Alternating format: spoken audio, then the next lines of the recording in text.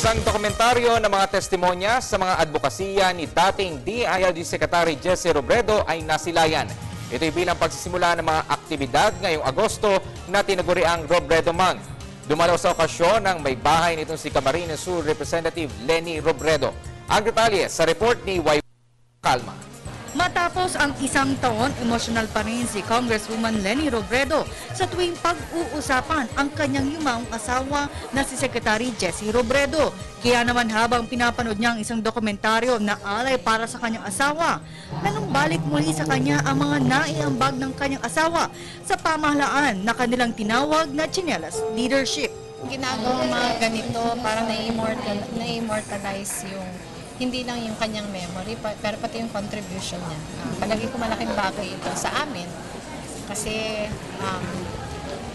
parang nakakataba ng puso na hindi lang kami nag-aalala sa kanya. Sa 20 minutong dokumentaryo, makikita ang mga taong kanyang tinulungan sa ilang taon niyang pagsiserbisyo mula sa kanyang bayang Kinalakhan sa Naga City. Ayon kay Director Harvey Ke, highlight ng dokumentaryo ay kung paano naging inspirasyon ang yumaong kalihim sa mga ordinaryong tao. To celebrate the life of the late Secretary Jesse Robredo. What you will watch is a documentary that will focus on a different side of Sec Jesse. Alam na natin, napanood na natin sa TV yung pagiging good governance champion niya, yung pagiging champion of transparency and all. That is still there. But not many people know that one, he championed the rights of the urban poor.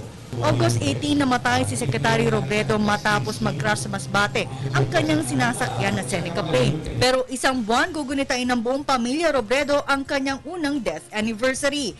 Kasama na rito ang pagtungo ni Attorney Robredo sa crash site sa Masbate matapos ang isang taon kasama ang buong rescue team na tumulong sa search and rescue operation. Sa ngayon, aminado si Attorney Robredo na hirap pa rin siyang tanggapin ang pagkawala ng kanyang best friend, asawa at padre de pamilya.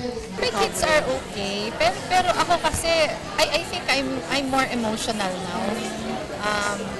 I thought nga na pag mag-1 year na I would be better, pero it seems that I am not. Siguro kasi after his death, napakaraming pinagkaabalahan.